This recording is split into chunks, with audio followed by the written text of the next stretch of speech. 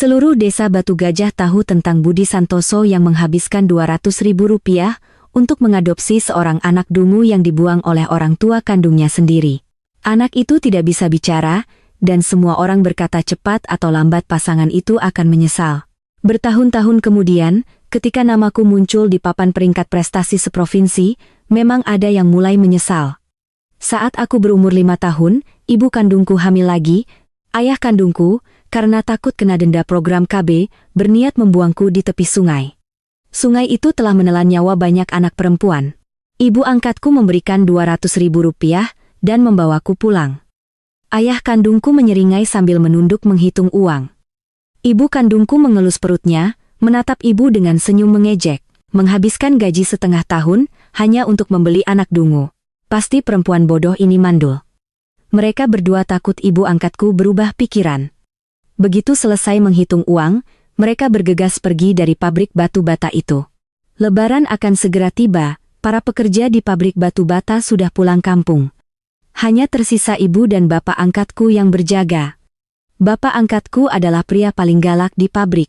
Kepalan tangannya sebesar batok kelapa, alisnya tebal menukik, dan tatapannya tajam. Begitu melihat ibu membawaku pulang, matanya melotot dan ia membentak, "Buang anak dungu ini, atau kupukul kau sampai mati." Aku begitu takut hingga seluruh tubuhku gemetar.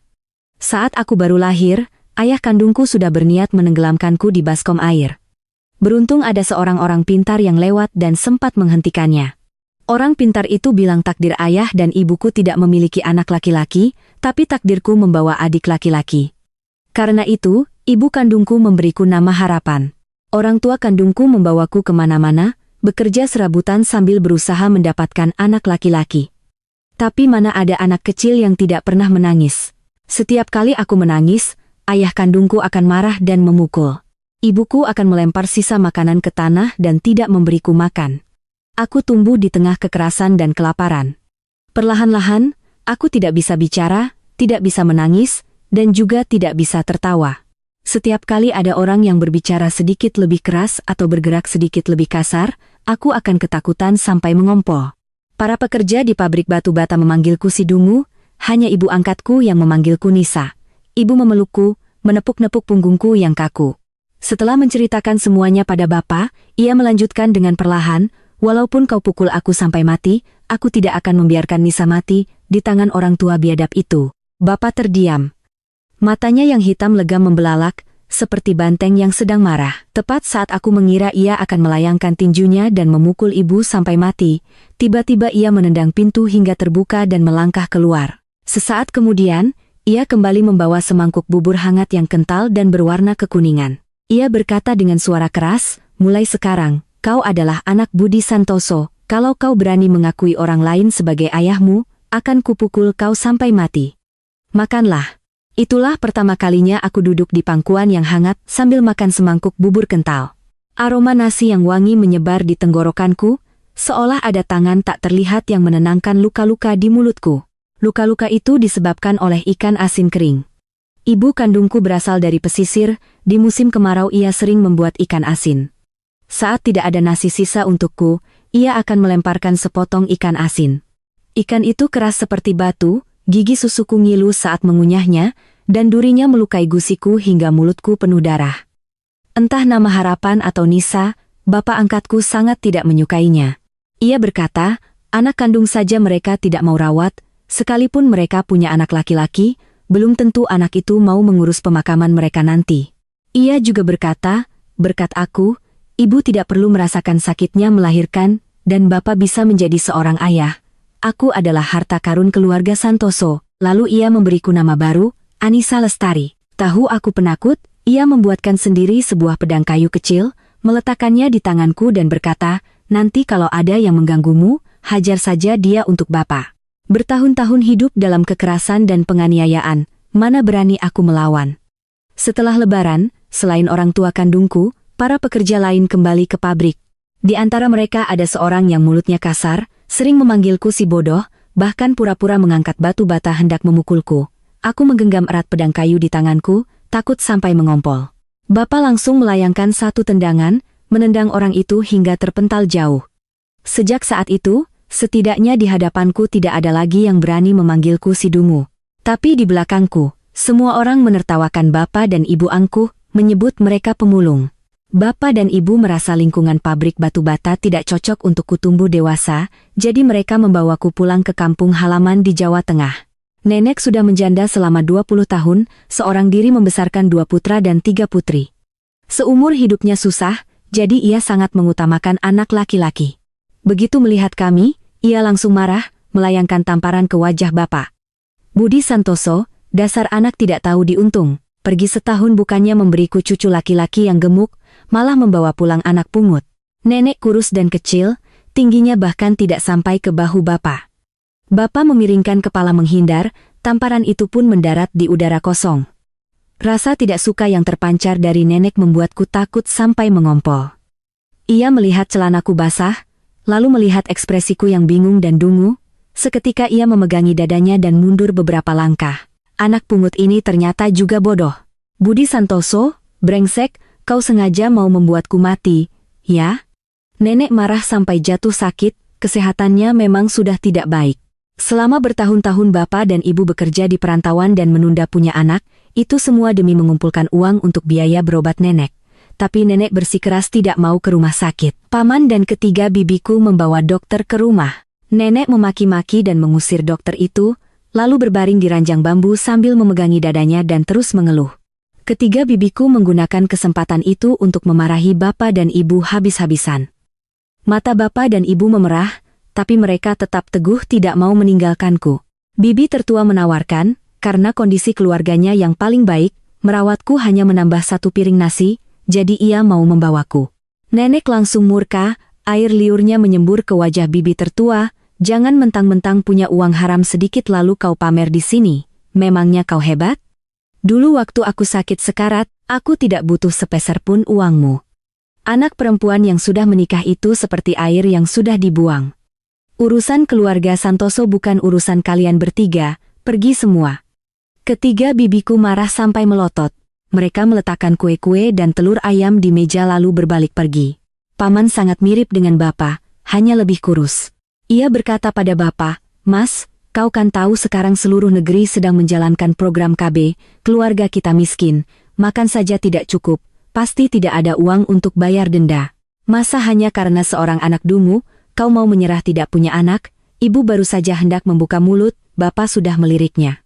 Ia berkata pelan, "Sudah merawat Anissa, berarti dia adalah anakku." Paman tertawa sinis, "Mas, jangan lupa ada pepatah, merawat anak untuk hari tua. Suatu hari nanti kau dan Bakyu juga akan tua.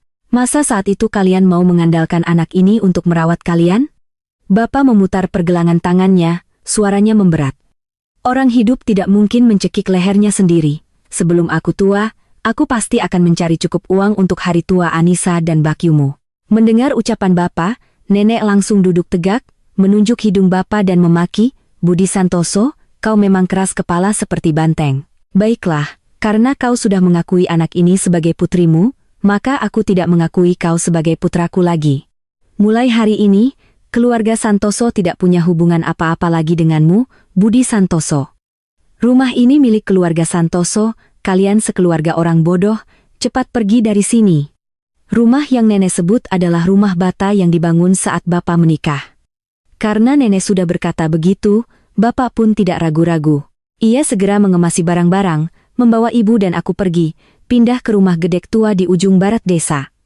Itu adalah rumah tua tempat leluhur bapak tinggal sejak dulu, bertahun-tahun tidak dihuni, halamannya penuh rumput liar, atapnya pun berlubang besar. Sinar matahari awal musim kemarau yang hangat jatuh melalui celah itu. Aku berdiri di bawah sorotan cahaya, air mata mengalir tanpa suara di wajahku. Belakangan aku baru tahu, masa kecil ibu sama persis denganku. Ia juga pernah dibuang oleh orang tua kandungnya. Ia tumbuh seperti anak jalanan, menggelandang kemana-mana, hidup dari hari ke hari dengan rasa lapar dan dingin. Baru setelah bertemu bapak, ia memiliki rumah yang sesungguhnya. Bapak menatapku, seolah melihat bayangan ibu di masa lalu. Saat mereka sibuk bersih-bersih, aku memberanikan diri, mengambil air segayung dan membawanya untuk mereka. Itulah pertama kalinya aku berinisiatif mendekati bapak. Ia mengambil gayung itu, minum sekali teguk lalu tertawa terbahak-bahak pada ibu. Pantas saja orang bilang anak perempuan itu belahan jiwa orang tuanya. Ibu mengambil gayung itu, matanya yang lembut memberiku semangat. Anissa, panggil Bapak. Aku menggenggam erat pedang kayu buatan Bapak, perlahan membuka mulut, tapi tenggorokanku seperti tersumbat kapas, tidak ada suara yang keluar. Setelah selesai membersihkan rumah, Bapak dan Ibu membawaku ke puskesmas di kota kecamatan. Dokter memeriksaku dengan sangat teliti. Akhirnya disimpulkan bahwa pertumbuhanku yang lambat disebabkan oleh kurang gizi, sementara kecerdasan dan pita suaraku tidak ada masalah. Atas saran dokter, Bapak dan Ibu membawaku ke bagian neurologi di rumah sakit kota. Dokter neurologi mendiagnosis bahwa karena aku terlalu lama hidup dalam lingkungan kekerasan, mentalku mengalami trauma berat sehingga menyebabkan aku kehilangan suara dan tidak bisa mengontrol buang air kecil. Ibu memelukku erat-erat, Bapak tidak tahan, mengumpat orang tua kandungku lalu bertanya pada dokter apakah aku masih bisa pulih. Dokter tidak memberikan jawaban pasti, tapi Bapak dan Ibu tetap optimis. Frekuensi aku mengompol sudah jauh berkurang. Mereka berdua percaya, cepat atau lambat aku pasti bisa bicara. 2 kali ke rumah sakit menghabiskan tidak sedikit uang. Setelah selesai mengurus akta kelahiranku, Bapak kembali bekerja di pabrik batu bata. Suatu hari, Nenek datang membawakan telur ayam dan kue-kue. Ibu tidak mau menerimanya, menyuruh Nenek menyimpannya untuk menambah gizi. Nenek langsung marah-marah, telur dan kue sebanyak ini, kau mau aku mati kekenyangan? Apa maksudmu? Hah? Sisakan untuk anak ini makan, bikin kesal saja. Nenek sudah puluhan tahun tinggal di desa, menyaksikan terlalu banyak cerita keluarga yang putus keturunannya. Di pedesaan, bertani adalah mata pencaharian utama. Fisik laki-laki dan perempuan berbeda, laki-laki bekerja di sawah jauh lebih mudah daripada perempuan. Di mata nenek, laki-laki adalah tiang keluarga, dan kehadiranku membuat bapak tidak bisa punya anak laki-laki. Karena itu, nenek sulit menyukaiku. Tapi suatu kali, 2 anak tetangga mengejekku bodoh, bahkan memasukkan kotoran kambing ke bajuku. Nenek yang melihatnya langsung mengambil gagang pel dan mengejar kedua anak itu. Orang tua mereka yang melihat anaknya dipukul tentu membela, langsung bertengkar mulut lalu berkelahi dengan nenek. Mereka memaki nenek janda pembawa sial, memaki bapak mandul, dan ibu ayam betina yang tidak bisa bertelur sehingga harus mengadopsi anak sepertiku. Aku melihat punggung nenek yang selalu tegap seakan runtuh dalam sekejap. Saat itu, aku berharap waktu bisa berputar kembali. Andai saja dulu ayah kandungku melemparku ke sungai, andai saja ibu tidak mengeluarkan uang untuk mengadopsiku. Keberadaanku seolah menjadi aib bagi bapak dan ibu, membuat mereka berdua, bahkan nenek, menjadi. Sore itu, ibu pulang dari sawah, begitu mendengar ceritanya, ia langsung mengambil kapak di halaman. Di tengah jeritan tetangga dan kedua anak itu, ia mengayunkan kapak dengan keras ke pintu rumah mereka. Pintu kayu yang lapuk itu langsung retak panjang. Ibu yang kurus kecil, tapi tatapan matanya begitu buas menakutkan. Coba kau maki sekali lagi. Berani menyentuh ibu dan anakku, nyawaku taruhannya. Aku mengerti, selama aku masih bersama bapak dan ibu, kejadian seperti ini tidak akan pernah berakhir. Malam itu, setelah ibu tertidur lelap, aku diam-diam mengambil pedang kayuku, melangkah perlahan ke arah utara. Di utara desa ada sebuah sungai. Orang tua kandungku telah memukul dan menganiayaku selama bertahun-tahun. Saat belum mengerti apa-apa, naluri untuk bertahan hidup membuatku selalu ingin hidup. Tapi setelah bertemu bapak dan ibu, setelah tahu rasanya disayangi, aku malah mulai ingin mati. Aku pernah mendengar para pekerja wanita di pabrik batu bata berbicara tentang kehidupan lampau dan sekarang. Aku diam-diam berdoa, jika ada kehidupan selanjutnya, semoga aku terlahir sebagai anak bapak dan ibu, agar mereka tidak lagi menjadi gunjingan orang. Air sungai yang dingin sedingin es merendam mata kakiku. Aku menggenggam erat pedang kayu, selangkah demi selangkah berjalan menuju tengah sungai. Tiba-tiba di belakangku terdengar suara langkah kaki yang tergesa-gesa. Seseorang menerjang dan memelukku erat. Dalam pandanganku yang kabur oleh air, muncul wajah nenek yang cemas sekaligus marah. Ia menggendongku ke tepi, menurunkanku lalu membungkuk, satu tangan memegang bahuku erat, tangan lainnya berkali-kali memukul pantatku dengan keras. Sangat sakit, sakit sampai aku tidak bisa menahan gemetar. Nenek memukul sambil memarahi, anak bodoh ini, tengah malam tidak tidur, malah berbuat gila. Berani-beraninya ke sungai, kalau bukan karena aku tidak bisa tidur dan melihatmu berdiri di depan gerbang, sekarang kau sudah jadi hantu air. Mendengar kata-kata itu, mengingatnya saja aku masih takut, Rasa dingin awal musim kemarau pun terlupakan. Aku menangis, huaa. Sejak aku mengerti, ini adalah pertama kalinya aku menangis. Nenek tertegun menatapku dengan heran. Oh, ternyata kau masih bisa menangis. Berarti belum bodoh-bodoh amat. Ia mendengus lalu melanjutkan. Jangan pikir kalau kau menangis aku tidak akan memukulmu. Ingat baik-baik, lain kali tidak boleh ke sungai lagi. Setelah memarahiku dengan galak, ia menggenggam tanganku erat, menuntunku pulang. Di jalan, kami bertemu ibu yang berlari ke arah kami, wajahnya penuh kecemasan. Nenek sekalian memarahi ibu. Ibu tidak berkata apa-apa, hanya membungkuk dan memelukku erat. Setelah itu, ibu menulis surat untuk Bapak, menceritakan kejadianku. Tak lama kemudian, Bapak membalas surat. Di dalamnya terselip uang 50.000. Bapak berpesan agar ibu membawaku tinggal di kota kecamatan. Ibu membereskan barang-barang, mengurus lahan garapan lalu menitipkannya pada paman. Paman menikah setahun lebih dulu dari Bapak. Saat nenek sakit parah, Bude sedang hamil, jadi paman tinggal di desa merawat nenek dan istrinya. Bude berkacamata, seorang guru SD di desa. Ia diam-diam menyelipkan uang 137.800 ke tangan ibu, Mbak Q, di kota pengeluarannya banyak. Uang ini harus diterima. Ibu hanya mengambil 37.800, lalu memasukkan kembali 100.000 rupiah ke saku Bude. Ia meminta Bude untuk merawat nenek.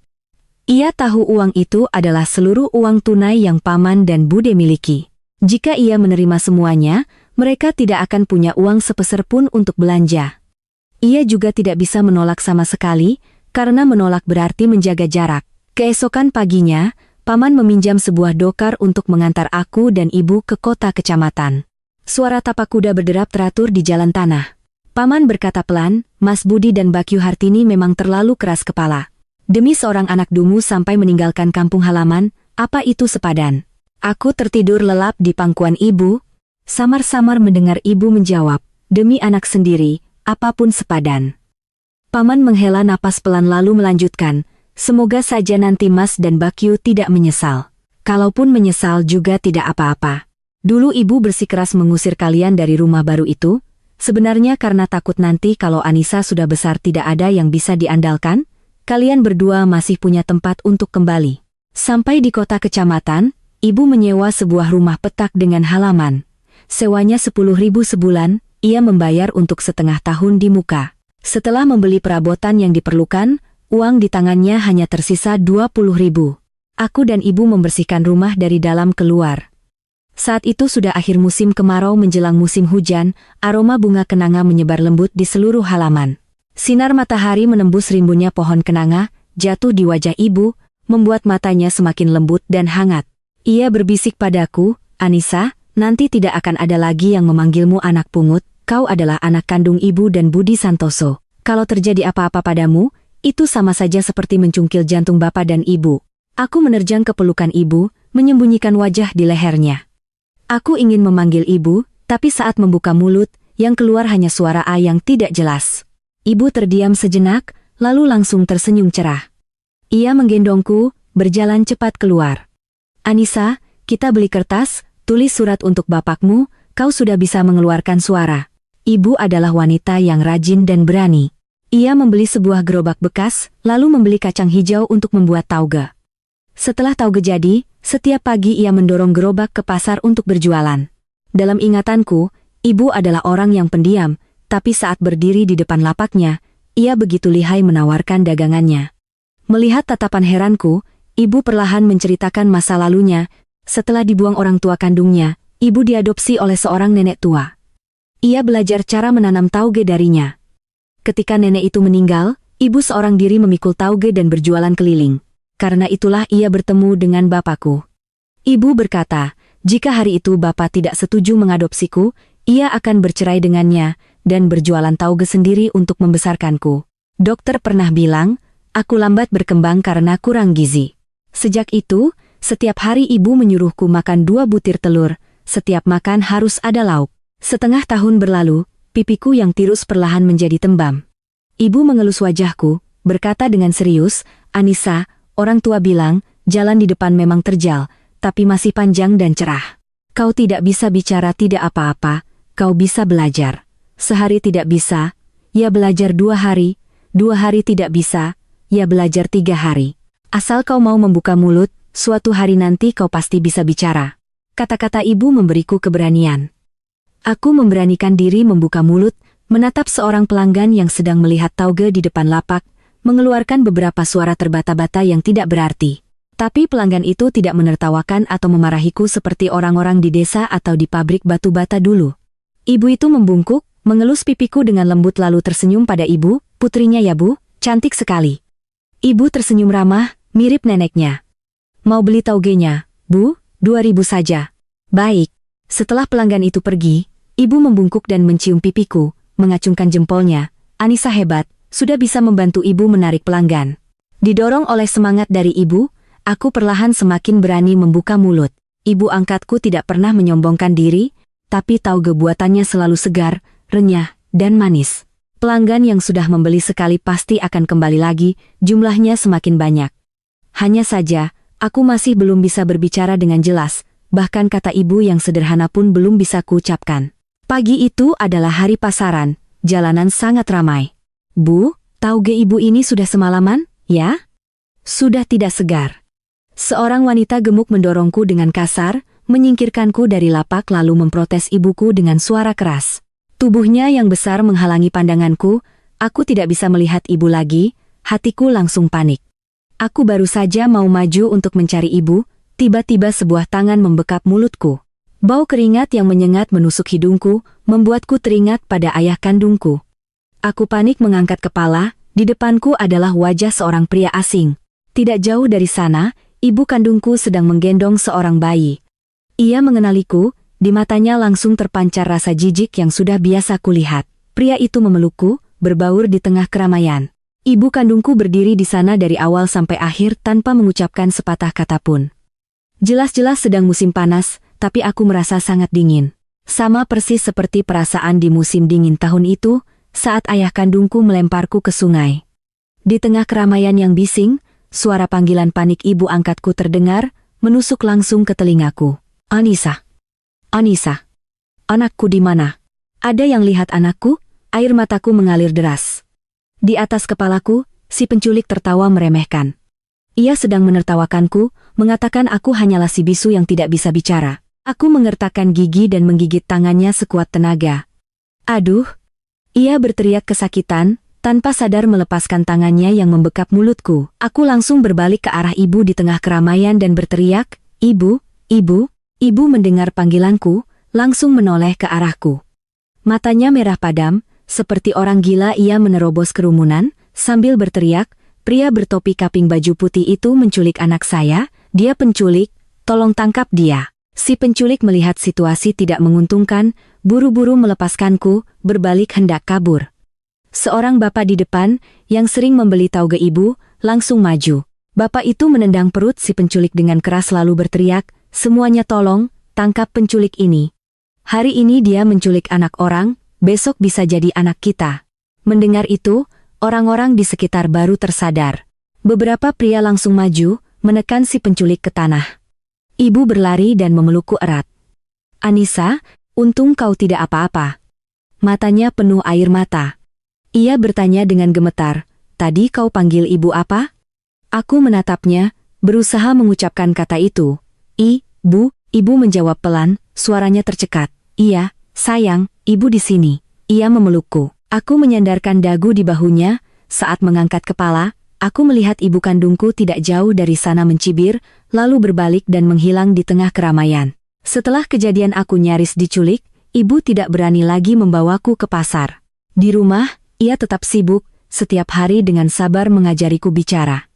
Setiap kali aku memanggilnya, ibu akan menjawab dengan sangat keras, seolah takut aku tidak mendengarnya. Beberapa kali aku terbangun di malam hari, selalu melihat ibu duduk di depan meja. Di bawah cahaya remang-remang, alisnya sedikit berkerut, sedang menghitung berulang kali sisa uang yang sedikit. Di rumah sudah tidak banyak uang lagi. Aku memejamkan mata, pura-pura tidur. Menunggu sampai ibu naik ke tempat tidur, aku baru diam-diam turun. Ujung kakiku baru saja menyentuh lantai, ibu tiba-tiba memegang tanganku. Anissa, kau mau kemana? Aku menjawab terbata-bata, tauge. Mau membuat tauge harus merendam kacangnya dulu. Ibu mengerti maksudku. Ia menggendongku kembali ke tempat tidur, memelukku lalu berbisik, nanti ibu tidak akan jualan tauge di pasar lagi. Soal uang jangan khawatir, beberapa hari lagi bapakmu akan mengirim uang. Sejak aku dan ibu pindah ke kota, pengeluaran memang jauh lebih tinggi daripada di desa. Kondisi ekonomi bapak dan ibu memang sudah pas-pasan, dan ibu bukan tipe wanita yang bisa duduk diam saja. Aku tidak ingin menjadi beban yang mengikat ibu, membuatnya tidak bisa melakukan apa-apa karenaku. Saat aku sedang bingung, nenek datang membawa sebuah tas kain dan sebuah keranjang bambu. Keranjang bambu nenek seperti sebuah peti harta karun kecil, isinya macam-macam, selain telur ayam ada juga beberapa ikat sayuran segar yang baru dipetik. Ibu terkejut, kenapa ibu kesini? Nenek melotot pada ibu, kenapa? Tidak suka nenek tua ini merepotkan? Kalau begitu aku pulang sekarang. Nanti kalau kau membawa anak dungu ini kabur, si kepala banteng itu bisa kehilangan istri dan anak. Paman yang mengantar nenek ke kota. Ia berdiri di samping dengan wajah pasrah. Bu, aku benar-benar angkat tangan dengan mulut ibu. Cuma Mbak Kyu Hartini yang tidak pernah sakit hati. Paman menoleh pada ibu dan berkata bahwa setelah mendengar berita aku nyaris diculik, nenek langsung mengatur urusan di rumah dan memutuskan pindah ke kota. Nanti ada nenek dan ibu yang menjagaku, tidak perlu khawatir aku diculik lagi. Paman juga mengeluarkan uang 50.000 rupiah dan memberikannya pada ibu. Mbak Kyu, peganglah. Ibu tentu saja tidak mau menerimanya. Nenek lalu mengeluarkan kue-kue dari keranjang, meletakkannya di meja sambil berkata seolah tidak peduli. Uang itu dia berikan padaku. Kalau kau tidak terima, apa nanti aku harus hidup dengan menghirup udara bersamamu? Aku mengambil sebuah kue, berkata terbata-bata. Terima kasih, Nek. Loh, anak dungu ini sudah bisa bicara? Suara nenek masih ketus, tapi sudut bibirnya yang penuh keriput karena terpaan angin dan matahari sedikit terangkat. Saat ibu membersihkan kamar kosong yang tersisa, nenek sudah selesai memasak di dapur. Sepiring oseng tomat dan timun yang sederhana, rasanya asam segar sangat enak. Bakwan jagung yang keemasan, kenyal dan harum. Nenek juga memasak khusus untukku semangkuk sup telur. Setelah mencicipi masakan nenek, aku baru sadar masakan ibu selama ini hanya sekadar bisa dimakan. Aku pun membagi sup telurku menjadi 3, nenek mendengus dingin, nenek tua ini sudah makan banyak makanan enak, masa harus berebut dengan anak gagap sepertimu? Kalau bukan karena matanya penuh senyum, aku hampir mengira ia benar-benar membenciku. Nanti ketika aku mengerti pepatah mulut berkata lain, hati berpikir lain, orang pertama yang kuingat adalah nenek. Sejak nenek tinggal bersama kami, ibu kembali berjualan tauge di pasar pagi. Nenek membawaku menyelesaikan pekerjaan rumah, lalu mengajakku jalan-jalan ke pasar. Nenek sangat pandai bicara, di lapak manapun ia bisa mengobrol dengan penjualnya. Tidak hanya itu, ia juga memaksaku untuk berbicara dengan mereka. Begitulah, aku semakin banyak bicara, pengucapanku pun semakin jelas. Perlahan-lahan, aku tumbuh menjadi anak normal. Setelah bulan September, ibu mengantarku ke sekolah. Itulah pertama kalinya aku berpisah dari ibu dan nenek. Hatiku merasa cemas. Ibu berkata lembut padaku, Anissa, jangan takut. Di sekolah kau tidak hanya belajar membaca dan menulis, tapi juga akan punya banyak teman baru. Nenek lalu memasukkan pedang kayu buatan bapak ke dalam tasku, berpesan, Duk, ingat baik-baik, kalau ada anak yang berani memukulmu, kau pukul balik. Kalau tidak kuat, pulang bilang sama nenek yang akan memberinya pelajaran. Ibu menatap nenek dengan tidak setuju. Anissa, jangan dengarkan nenek. Kalau ada teman yang nakal, pertama harus lapor guru.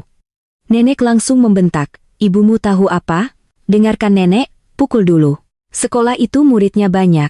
Mana bisa guru mengawasi semua? Bu, tidak bisa mengajari anak seperti itu. Aku ini sudah membesarkan 3 anak perempuan dan 2 anak laki-laki, pengalamanku segudang. Perdebatan ibu dan nenek membuat rasa cemas di hatiku hilang sama sekali. Aku menyandang tas yang dikirim bapak, melangkah masuk ke sekolah. Dengan cinta keluarga di sisiku, aku punya cukup keberanian untuk menghadapi semua hal yang tidak ku ketahui di depan. Teman-teman sekelasku sangat ramah. Pelajaran yang diterangkan guru, sekali dengar aku langsung paham. Saat ujian akhir semester, aku mendapat peringkat pertama. Nenek memegang piagam penghargaanku, tersenyum sampai seluruh wajahnya berkerut. Ia membawaku ke pasar pagi untuk membeli selotip. Sebagian besar penjual di pasar mengenal nenek, begitu melihatnya langsung menyapa. "Bu, ajak cucunya jalan-jalan pagi, ya?" Nenek langsung menggoyang-goyangkan piagam di tangannya, tertawa riang. "Hahaha, kok tahu cucuku dapat peringkat 1? Setelah berkeliling pasar, barulah ia mau membawaku ke warung untuk membeli selotip." Dalam perjalanan pulang, tiba-tiba aku merasa ada tatapan tajam yang menempel di punggungku, seolah ingin melubanginya. Aku menoleh. Orang yang berdiri di belakangku adalah ibu kandungku. Tidak lama kemudian, wali kelasku datang berkunjung. Ia bilang kemampuan analisis dan mengingatku sangat baik. Ia menyarankan ibu agar aku ikut program akselerasi. Ibu belum sempat menjawab, aku sudah buru-buru setuju. Aku hanya ingin lulus lebih cepat untuk mengurangi beban bapak dan ibu, tapi ibu tidak setuju. Alasannya sederhana, ia tahu aku introvert, jadi ia ingin aku punya lebih banyak waktu bersama teman-teman sebayaku, tumbuh seperti anak-anak normal lainnya. Nenek juga setuju dengan keputusan ibu. Ia mengelus kepalaku sambil tertawa. "Anak ini, kepalamu itu sebenarnya isinya apa? Baru tahun lalu kelihatannya masih linglung, kok sekarang sudah pintar begini?" Aku tertawa, kan mirip nenek. Keesokan harinya, saat kami baru selesai makan siang di teras, tiba-tiba terdengar suara melengking ibu kandungku.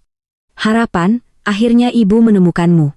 Ayo ikut ibu pulang." Ibu sedang pergi membeli kacang hijau. Di rumah saat itu, hanya ada aku dan nenek. Nenek langsung maju dan berdiri di depanku, menepis tangan ibu kandungku yang hendak menggapai. "Kau ini siapa? Siang bolong berani-beraninya datang mau menculik anak?" Ibu kandungku menunjukku lalu menunjuk wajahnya sendiri, suaranya melengking. "Nenek tua ini buta, ya? Lihat baik-baik, anak ini mirip sekali denganku, aku ini ibu kandungnya." Nenek meliriknya dari atas ke bawah dengan tatapan menghina. "Oh, tampang sial sepertimu juga berani mengaku aku? Jauhi cucuku." Zaman sekarang memang banyak sekali orang tidak tahu malu. Melihat keluarga kami punya anak pintar, langsung lari mengaku jadi ibunya, lucu sekali.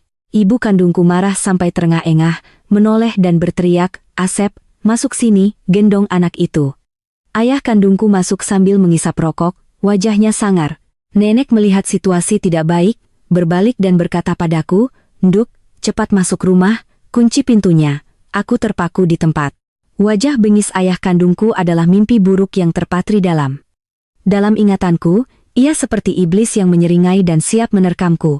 Rasa takutku padanya sudah mendarah daging. Dalam sekejap, aku kembali menjadi anak bisu seperti dulu, tidak berani menangis, juga tidak berani bersuara. Nenek melihatku gemetar di sudut. Tepat saat tangan besar ayahku hendak menggapai, ia menerjang dan mendorong bahunya dengan keras. Ayah kandungku mendorongnya hingga jatuh, membentak, "Minggir. Nenek tua bangka." Nenek yang kurus kering terjatuh ke tanah, sejenak tidak bisa bangkit, mataku langsung memerah. Aku seperti anak kerbau kecil yang menerjang maju, "Jangan ganggu nenek," ayah kandungku menangkapku. Aku langsung menggigit lengannya dengan keras. Ia kesakitan sampai menyeringai, tangannya yang besar seperti kipas langsung melayang hendak menamparku. Ibu kandungku yang dari tadi hanya menonton, kali ini baru angkat bicara. "Jangan pukul kepalanya. Nanti kalau jadi bodoh, siapa yang kerja untuk kita?" Ayah kandungku menggeram, melepaskan tangannya lalu meludahiku. Nenek masih belum bisa bangkit. Ia memeluk erat kaki ayahku, suaranya serak seperti kertas robek, "Jangan bawa cucuku pergi. Tolong, ada yang menculik anak. Tolong." Saat itu tengah hari, para tetangga sedang bekerja, tidak ada yang mendengar teriakan nenek dan aku. Nenek begitu kecil dan kurus, tapi entah dari mana kekuatannya datang. Meskipun ayah dan ibu kandungku menendangnya, ia tetap tidak mau melepaskan pegangannya.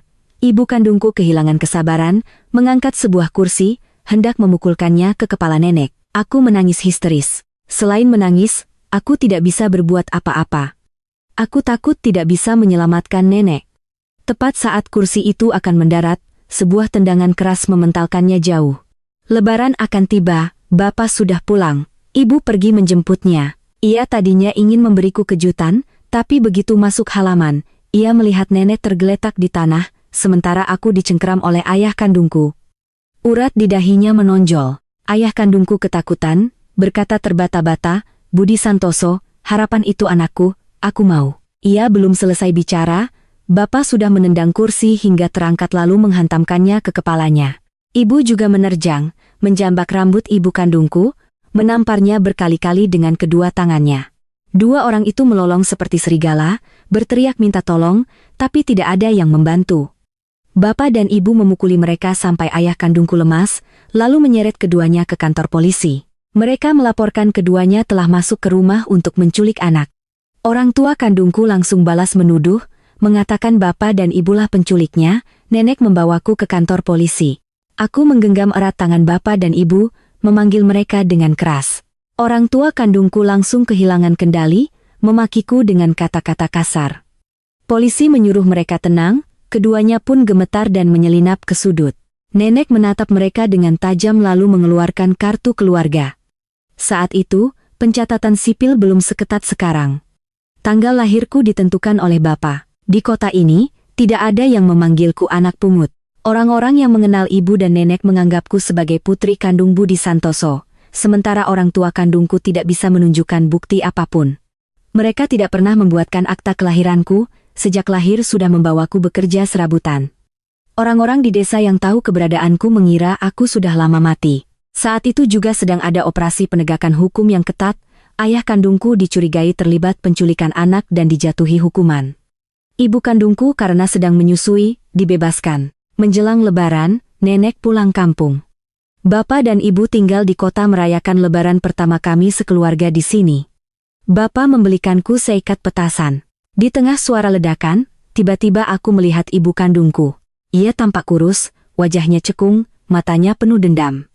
Ia sepertinya ingin memakiku, bahkan memukulku, tapi karena ada bapak di sampingku, ia tidak berani mendekat. Tapi aku tahu, bapak tidak bisa selamanya ada di sampingku. Di dunia ini akan selalu ada orang jahat seperti orang tua kandungku. Aku ingin menjadi kuat seperti bapak, agar suatu hari jika nenek atau ibu dalam bahaya, aku bisa melindungi mereka. Bapak mendengar ucapanku dan tertawa terbahak-bahak. Entah bagaimana, ia benar-benar mencarikanku seorang guru pencak silat. Hari kelima setelah lebaran, nenek kembali ke kota. Begitu masuk halaman, ia melihatku sedang memasang kuda-kuda. Ia langsung marah, melompat dan memukul kepala bapak. Budi Santoso, otakmu bermasalah, ya? Mana ada orang yang menyuruh anak perempuan belajar silat, nanti kalau besar jadi tomboy, badannya besar dan galak sepertimu, siapa yang mau menikahinya? Bapak seperti biasa, memiringkan kepala menghindar. Di bawah sinar matahari awal musim kemarau, aku memasang kuda-kuda di tengah halaman, keringat membasahi dahi. Aku tersenyum pada nenek, tidak ada yang mau juga tidak apa-apa, Nek, aku akan menemani nenek sampai tua. Ibu yang sedang memasak di dapur, mendengar nenek tertawa sambil memarahi bapak dan aku, ikut tertawa juga. Musim semi tahun itu, bapak dan ibu tidak pulang kampung. Bapak menggunakan uang hasil kerjanya tahun lalu untuk membeli sebuah rumah kecil. Sejak saat itu, disinilah rumahku. Malam takbiran, ibu memasak ketupat dan opor ayam. Bapak diam-diam mengemasi pakaiannya. Keesokan paginya, saat langit masih gelap, bapak dan ibu sudah bangun. Bapak menatap wajahku di bawah cahaya rembulan dari jendela. Aku membuka mata, berbisik, "Pak, aku tunggu bapak pulang." Bapak tertawa, suaranya riang. Anak ini sekarang pintar sekali, sudah bisa pura-pura tidur. Aku mengerucutkan bibir, menahan isak tangis di tenggorokan, tidak berani bicara lagi. Bapak menghela napas pelan, tangannya yang kasar mengelus wajahku. Ia berbisik, "Anissa anak baik, jangan menangis, bapak akan segera pulang." Aku dan bapak sama-sama tahu, yang disebut segera itu sebenarnya adalah 1 tahun yang panjang. Kehidupan damaiku yang bahagia, ditukar dengan perpisahan dan kerja keras bapak dan ibu.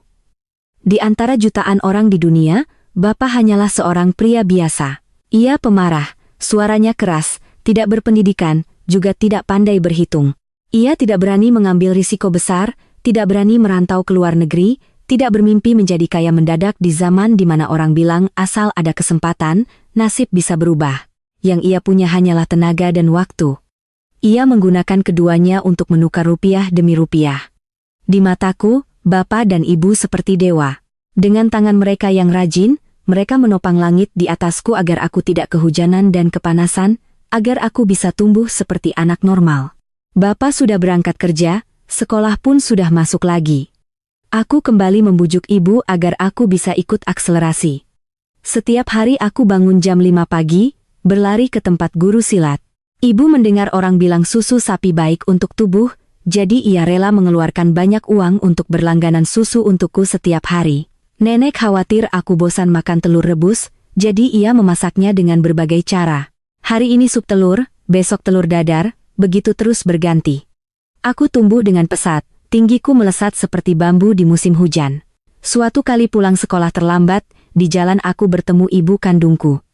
Saat itu tinggiku sudah hampir sebahu dengannya. Ia masih belum menyerah, lagi-lagi mengulurkan tangan hendak menarikku.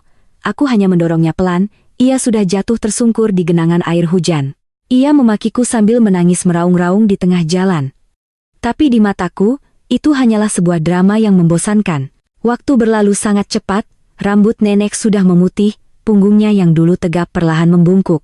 Tapi hari-hari kadang terasa sangat lambat. Aku loncat kelas 3 kali, di usia 11 tahun aku sudah masuk SMP. Jika aku lulus masuk SMA favorit, aku akan dibebaskan dari seluruh biaya sekolah, bahkan mendapat beasiswa Rp1.000. Beberapa wartawan ingin mewawancaraiku, tapi ibu selalu menolaknya dengan halus. Ibu selalu ingin membuka warung makan kecil, tapi modalnya tidak cukup. Beasiswa Rp1.000 itu harus kudapatkan. Tapi hidup jarang berjalan sesuai rencana. Malam sebelum ujian, saat kami sekeluarga sedang makan, aku baru sadar nenek tidak ada. Ibu bilang nenek sudah pulang kampung, tapi matanya yang memerah dan tangannya yang gemetar mengkhianatinya. Setelah kudesak terus, barulah ibu mengaku. Sore itu nenek sudah tidak terlihat. Aku dan ibu bersama beberapa tetangga berpencar mencarinya kemana-mana. Sampai malam pun belum ketemu. Kepanikan seperti kepompong tak terlihat yang meremas-remasku.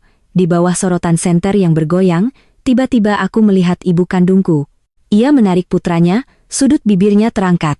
Senyum itu sama persis seperti tahun itu, saat aku nyaris diculik. Aku langsung berlari ke arahnya, merebut putranya dari tangannya, menatap matanya tajam dan bertanya dingin, "Di mana nenekku?" Ibu kandungku mengulurkan tangan hendak merebut kembali anaknya, suaranya melengking, "Anak sialan, lepaskan putraku." Ibuku maju menghalanginya. Aku mengangkat anak yang sedang menangis itu, pura-pura hendak melemparkannya ke tanah, suaraku dingin. "Di mana nenekku?" Mata ibu kandungku memerah, ia menggeram, "Dasar anak setan, itu adik kandungmu." Mataku yang kelam tidak menunjukkan emosi sedikit pun. Ibu kandungku mulai panik, karena ia tahu ia tidak akan bisa melawanku. Aku lihat dia naik ke petilasan keramat di atas bukit. Aku langsung memasukkan anak itu kembali ke pelukannya, berbalik dan lari ke atas bukit. Beberapa hari sebelumnya baru saja hujan, jalan setapak di bukit itu becek dan terjal. Aku tidak berani membayangkan bagaimana nenek mendakinya. Sampai di tengah bukit, di antara desiran angin tiba-tiba terdengar panggilan lemah nenek. "Anissa, nenek di sini." Nenek terguling ke lereng, tersangkut di semak-semak, seluruh wajahnya penuh lumpur. Ia dengar petilasan di atas bukit itu sangat keramat. Ia ingin ke sana untuk berdoa agar aku mendapat hasil ujian yang baik. Malam itu, karena lelah mencari nenek, aku hanya tidur 5 jam. Saat masuk ruang ujian, kelopak mataku terasa sangat berat, hampir tidak bisa terbuka. Ibu kandungku menggendong putranya yang gemuk, berdiri di luar gerbang sekolah menertawakanku. Ia bilang aku bodoh, mana mungkin bisa lulus sekolah bagus? Nanti pasti orang tua angkatku juga tidak akan menginginkanku lagi. Diberi Rp1.000 pun, ia tidak sudi menerima anak sialan yang berani melempar adiknya sendiri sepertiku. Saat hasil ujian diumumkan, kepala sekolah SMA favorit datang sendiri ke rumahku, aku lulus, bahkan menjadi peringkat pertama di sekolah. Setelah kepala sekolah pergi, nenek yang sudah setengah bulan terbaring di tempat tidur karena cemas, langsung bangkit. Ibuku tidak melarangnya. Nenek langsung pergi ke rumah ibu kandungku. Ia menerobos masuk, menjambak rambutnya lalu menamparnya belasan kali, pipi kiri dan kanan bergantian. "Kau yang menyuruhku ke petilasan. Kau juga yang mendorongku dari belakang. Untung cucuku dapat peringkat 1, kalau tidak, nyawa tuaku ini taruhannya untuk perhitungan denganmu." Ibu kandungku kesakitan sampai menyeringai, ingin mendorong nenek. Ibu masuk membawa kapak, sekali tendang mementalkan putranya yang seperti babi, lalu membelah meja makan di rumahnya. Suara nenek sangat keras, para tetangga yang tadinya mau melerai, kini menatap ibu kandungku dengan pandangan menghina. Ibu kandungku melihat kapak di tangan ibu, ketakutan. Setelah menerima beasiswa Rp1.000.000, aku menulis surat untuk bapak. Saat bapak kembali, warung makan ibu sudah buka. Ia tidak perlu lagi pergi bekerja, tapi membantu ibu di warung. Mereka berdua sangat rajin, bapak punya tenaga, jujur dan ramah, ibu otaknya encer dan tangannya terampil. Dulu ia tidak pandai memasak, tapi berkat ajaran nenek, sekarang semua masakan ia kuasai. Usaha warung semakin maju. Nenek sudah tua, lebih suka tinggal di kota, bahkan saat lebaran pun tidak pulang kampung. Setiap kali aku libur, ia masih suka mengajakku ke pasar pagi. Ibu kandungku membuka lapak di pasar pagi. Usianya sebaya dengan ibuku, tapi terlihat jauh lebih tua. Pipinya tirus, rambutnya acak-acakan. Begitu melihat nenek, ia langsung menyindir. Ia bilang nanti kalau orang tua angkatku sudah kaya, pasti akan punya anak laki-laki dan membuang anak sialan sepertiku. Nenek berkacak pinggang, meludah tepat di wajahnya. Perempuan bodoh, tanganmu terikat, otakmu juga ikut terikat. Aku lihat kau yang sialan, jatuh 800 perak tapi maunya 1000. Anissa itu satu-satunya cucuku, kalau ku dengar lagi kau bicara omong kosong seperti ini, akan kurobek mulut busukmu. Ibu kandungku gemetar karena marah, hendak membalas nenek, tiba-tiba putranya yang gemuk mendorongnya hingga jatuh, lalu merogoh uang di sakunya. Kondisi keluarga sudah membaik. Aku pernah menyarankan ibu untuk punya anak lagi, laki-laki atau perempuan tidak masalah. Aku hanya ingin ibu punya anak kandung sendiri, tapi ibu langsung menolaknya. Sekarang ia sedang mencurahkan seluruh tenaganya untuk warung, mana ada waktu untuk punya anak. Baginya dan bapak, punya anak perempuan sepertiku sudah cukup. Bapak bahkan berkata lebih tegas. Orang biasa sepertinya di dunia ini sudah banyak, tidak perlu menambah satu lagi. Ibuku mendengar itu langsung marah dan memukulnya. Budi Santoso, di hatiku kau tidak pernah menjadi orang biasa. Bapak menggenggam tangan ibu, menunduk dan mencium tangannya yang juga sudah menjadi kasar. Ia berbisik, kalau saja aku lebih mampu, kau dan Anissa tidak akan sesusah ini. Wajah ibu langsung memerah, ia memberi isyarat agar bapak melihat sekeliling. Aku masih di sini. Aku buru-buru menutup mata, pura-pura tidak melihat apa-apa.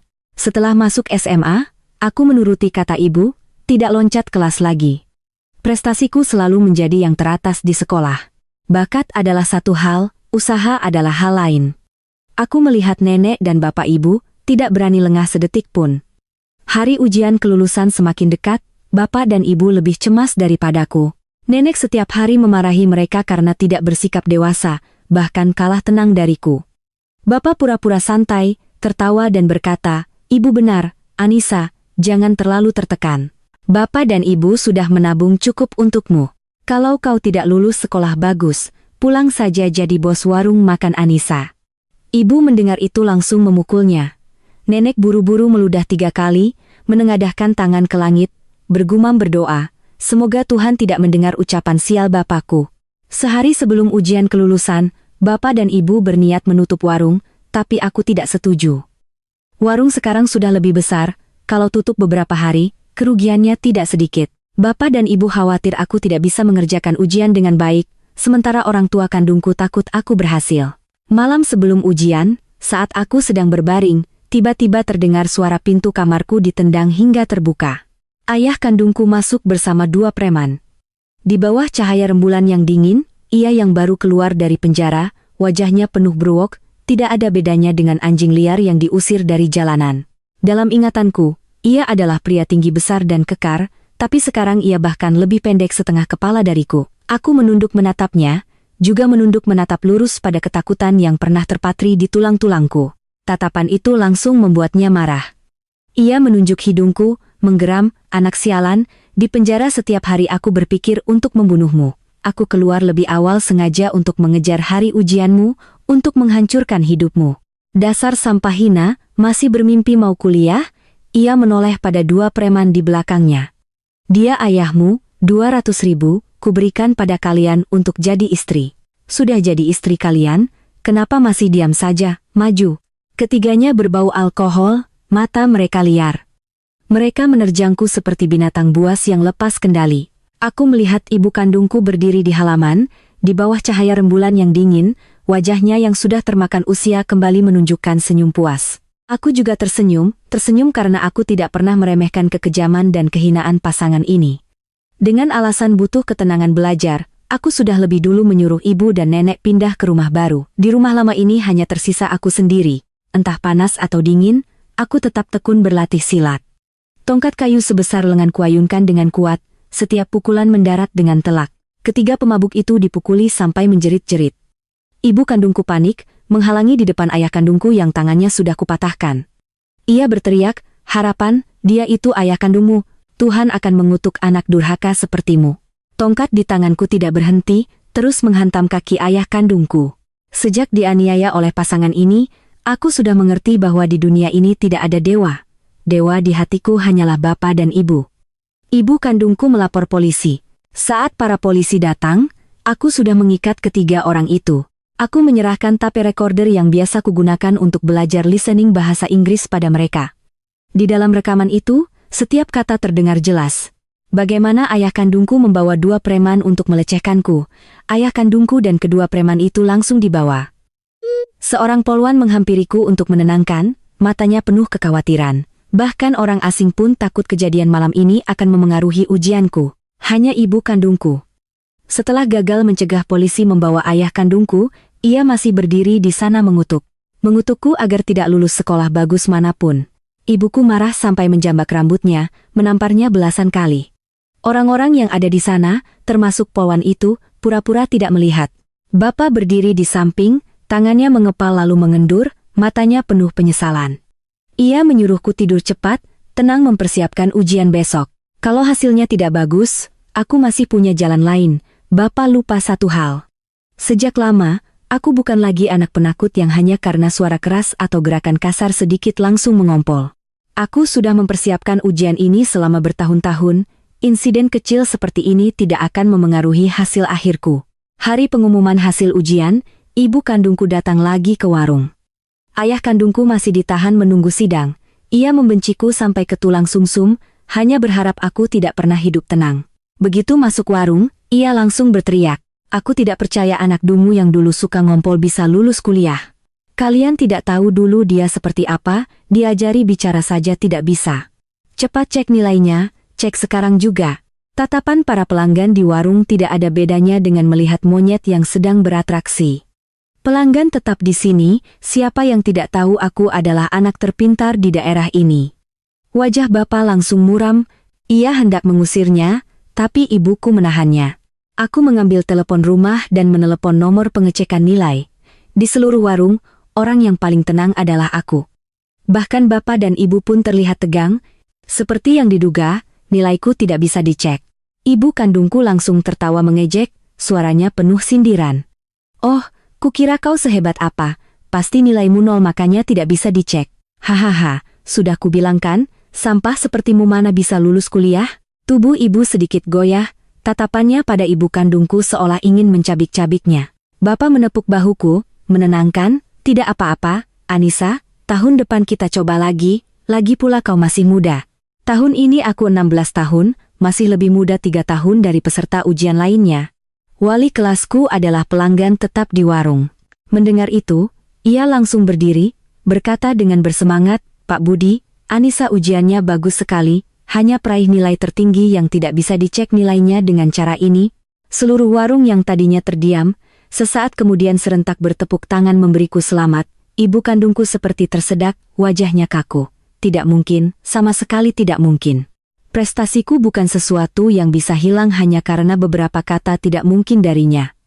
Fasilitas pengajaran di SMA ku memang bukan yang terbaik, tapi akhirnya aku tetap memilih sekolah di sana. Kepala sekolah sudah berjanji, asalkan aku menjadi juara kota, sekolah akan memberiku hadiah 10.000 rupiah. Hasil akhirnya, aku melampaui juara kota dengan selisih 10 poin, menjadi juara provinsi. SMA kecil kami pun menjadi terkenal seprovinsi. Setiap kali kepala sekolah berjalan di lingkungan sekolah, ia tampak begitu gembira seolah melayang.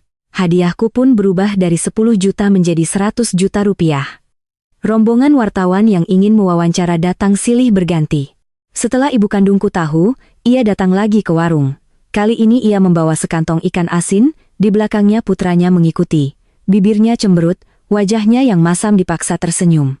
Ia merendahkan suaranya, pura-pura lembut berkata padaku, "Harapan, ibulah ibu kandungmu, hubungan darah tidak bisa diputus begitu saja. Lagi pula kau sepintar ini, bukankah karena mirip ayahmu? Budi Santoso dan istrinya itu bukan orang baik. Waktu kau kecil, Mereka diam-diam menculikmu, sengaja memisahkan kita. Kau masih ingat? Waktu kecil, kau paling suka makan ikan asin. Ikan ini adikmu sendiri yang beli. Ibu juga yang membuatnya. Ambillah, dan uang 100 juta itu, biar ibu yang simpan. Ibu akan gunakan untuk biaya sekolah adikmu. Nanti kalau adikmu juga jadi juara provinsi, kau baru punya sandaran. Sambil bicara ia berusaha memasukkan kantong ikan asin ke tanganku. Nenek langsung menarikku ke belakangnya. Karena gembira, semangatnya semakin membara. Punggungnya yang sudah bungkuk seolah sedikit lebih tegap. Ia menutup hidung, pura-pura jijik. Astaga, bau apa ini busuk sekali? Wah, ikan asin ini juga sudah busuk, dipegang orang menyebalkan pula. Cepat pergi dari sini. Pergi. Nanti kalau petugas kebersihan lewat, dikira warung kita jorok, bisa repot. Ibu kandungku menatapku dengan sedih. Harapan, kau biarkan nenek tua ini menginjak-injak ibumu? Aku ini ibu kandungmu. Aku menjawab dengan tenang. Saya hanya punya satu ibu. Baru beberapa hari yang lalu Anda berdiri di warung ini mengutuk saya, secepat itukah Anda lupa? Ibu kandungku tidak tahan, tertawa terbahak-bahak. Anak sialan, kau mengaku atau tidak, itu tidak akan mengubah fakta kau keluar dari perutku. Aku yang melahirkanmu, semua milikmu adalah milikku. Cepat berikan 100 juta itu, atau aku akan menuntut Budi Santoso dan istrinya atas tuduhan penculikan. Ia tertawa sinis, suaranya semakin puas. Sekarang teknologi sudah canggih, ada yang namanya tes DNA. Asal kau dan aku dites, langsung ketahuan kau anakku. Mendengar ucapannya, hatiku sedikit cemas. Ibu maju dan berdiri di depanku. Tinggiku sudah melebihi ibu, tapi di matanya, aku tetaplah anak perempuan yang perlu dilindungi.